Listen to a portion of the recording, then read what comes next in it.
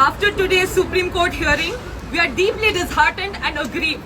We observe that there has been no progress in the investigation of the horrific rape and murder of Abhaya, which was taken over by the CBI. From High Court to Supreme Court and from Kolkata Police to CBI, the investigation has been handed around, yet justice remained distant.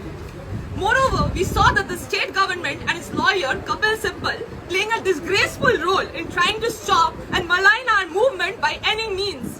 They claim that due to the junior doctors' strike, people are dying and patient services are being disrupted. We want to remind everyone clearly that the patient services are operational in every medical colleges in the state, with senior doctors tirelessly providing care. We also want to remind the public that there are 245 government hospitals in the state, out of which only 26 are medical colleges. The number of junior doctors is less than 7,500. West Bengal has nearly 93,000 registered doctors. Given that only a few medical colleges have junior doctors on strike, how can the entire healthcare system be said to be collapsing? This indicates that the government is spreading falsehoods and misleading the Supreme Court. We believe that this is a nefarious government effort to tarnish our movement and mislead the massive public support for it. We condemn Kapil Sibal and the Health Department, including the Health Minister, for this vile attempt to mislead the Supreme Court. We want to remind both the government and the Supreme Court that junior doctors are not the main pillar of healthcare system. They are merely trainees. If we accept the government statistics as true, and then if the healthcare system collapses due to the junior doctors' strike alone, it actually highlights the severe shortage of senior doctors, nurses, and healthcare infrastructure in government hospitals. The Health Department and Health Minister cannot escape the responsibility for this. We also saw that Kapil Sibal and state government have shifted the blame for the violent activities that occurred during a political program on August 27th onto us. We want to remind clearly that we had stated on August 26th that we had no connection with the political program, did not support any violent or politically motivated activities, and will not do so in future. However, the way the government and their lawyer have lied to the Supreme Court, we strongly oppose and condemn it. Even after 30 days of the incident, the state government has not taken any sincere steps regarding the main demands of the movement. They are trying to place all the blame on the CBI investigation. No action has been taken regarding the police negligence or the healthcare corruption. The suspension of Shondeep Ghosh, Birupakha Vishwas or Obhik De seems more like a mere cover-up.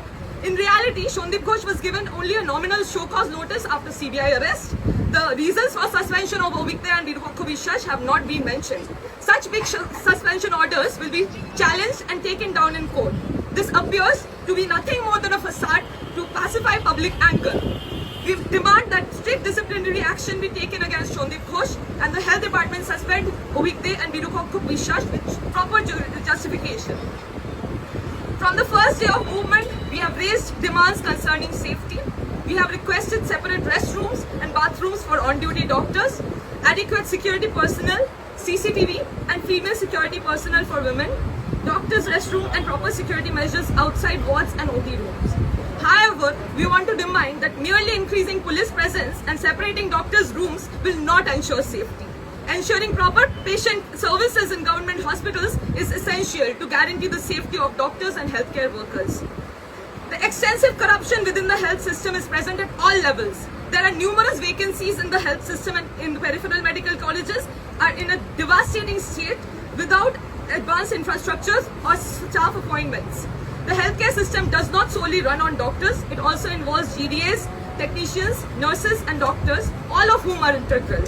Long-term permanent appointments are not being made for GDAs or technicians. Temporary workers are being hired instead, causing various problems. In our daily experience, we know that there is no proper referral system in the state's health system.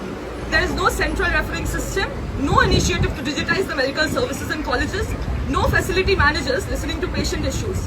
Patients face harassment daily due to the lack of a proper referral system, and the government provides no information on how many patients die without treatment on a day-to-day basis. With super specialty hospitals and numerous medical colleges opening up, the situation in the workplaces remain unchanged. There is shortage of doctors, permanent nurses and healthcare workers. Most new medical colleges in the districts have minimal senior faculty and inadequate modern diagnostic facilities. We want to remind that building grand structures alone does not ensure healthcare services. A sound health policy, proper staff appointments, and genuine government intent are required. Unfortunately, we do not see such a picture.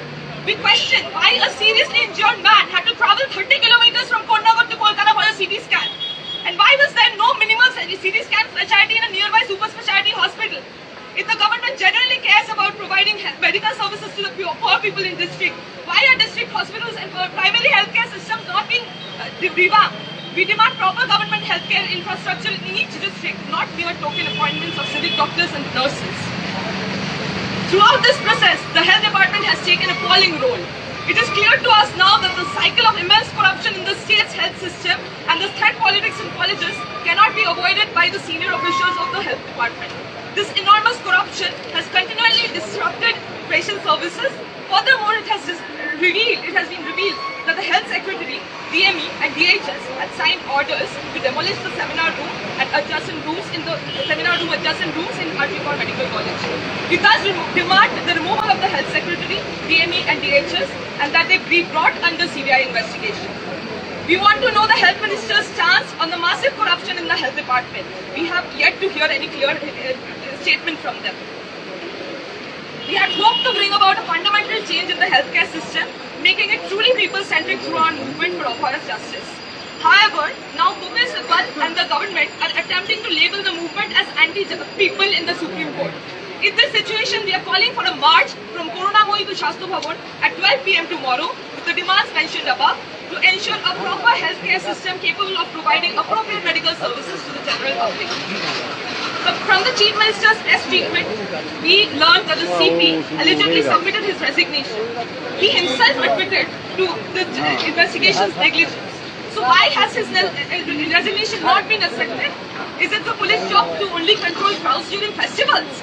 Is this the force on which our women of the state will depend? He should immediately be removed and relieved of his duties.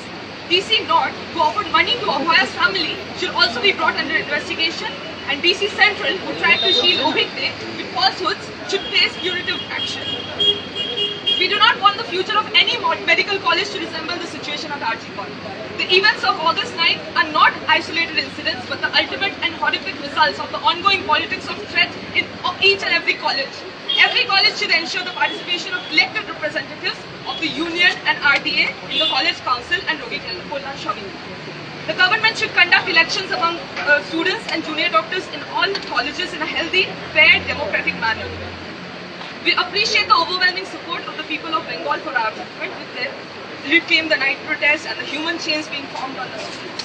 Conversely, we strongly condemn the attacks by the ruling party's goons and police on the general public from Noihati to Barashat and from Mathabhanga to Bajrapara. Our movement is a comprehensive one, a movement of the people. The government or the Supreme Court should not forget this. We view the actions of the general public as an attack on us as well, and we demand immediate punishment for all those involved in these incidents. The Chief Minister's call for the people to return to festivities, forgetting everything, is condemned by us in strongest terms. Calling for celebrations over Abhaya's unpunished cop is a blatant disgrace. It is an obscene and inhuman call for festivities before justice is served. The Chief Minister must immediately retract this statement. We also condemn the Chief Minister for labeling Abhaya's family member as liars.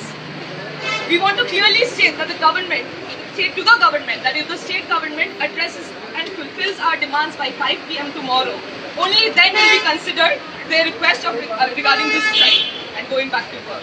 Otherwise, we will understand that the government does not wish to end this deadlock. In that case, we will hold the government responsible for the situation arising across the state.